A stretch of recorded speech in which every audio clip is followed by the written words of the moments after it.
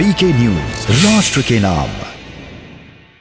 अगर उनके पास ऐसे कोई तथ्य हैं तो जरूर जनता के सामने लाने चाहिए। मेडिकल कॉलेज हमीरपुर जो लगभग 355 करोड़ रुपए की लागत से बनेगा, यहाँ मेडिकल कॉलेज और अस्पताल दोनों की सुविधा है।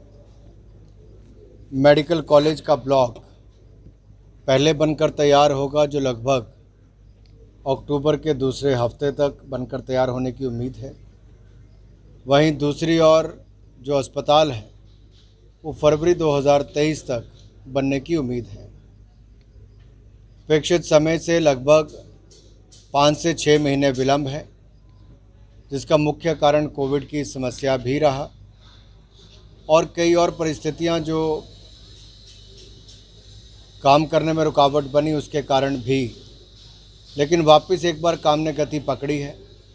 हम सबका प्रयास है कि कम से कम मेडिकल कॉलेज 15 अक्टूबर की बजाय अगर एंड सितंबर तक हो जाए तो विद्यार्थियों को सुविधा पहले मिल जाएगी। और अस्पताल जो अभी हमीरपुर का इस्तेमाल होता है उसी को ही इस्तेमाल करें, और भविष्य में दोनों हमीरपुर का अस्पताल भी और मेडिकल कॉलेज के साथ जो अस्पताल बन रहा है जो 250 बेड का है उसका लाभ भी भविष्य में यहाँ पर लिया जाएगा। राजस्थान में हुई हिंसाएं, राहुल गांधी जी की चुप्पी, बार बार तुष्टिकरण की राजनीति को बढ़ावा देना, ये अपने आप दिखाता है कि कांग्रेस वोट बैंक की राजनीति के लिए कितना नीचे गिर सकती है। ये वातावरण जो खड़ा हुआ है, इसको रोकने के लिए जिस तरह की चुनौती, बदले की भावना के साथ और जिस तरह के वीडियोस राजस्थान में सामने आए थे, उसके बावजूद भी राजस्थान की कांग्रेस की सरकार ने और गांधी परिवार ने मौन धारण करके रखा, कोई कार्रवाई नहीं की, जिसके कारण पहले महाराष्ट्र में उनकी सरकार में, फिर राजस्थान में उनकी सरकार में लोगों की जान गई। तक तो यहाँ पर ज़मीन ही नहीं थी। अगर ज़मीन दे दी होती तो आज तक अस्पताल बनकर तैयार हो गया होता।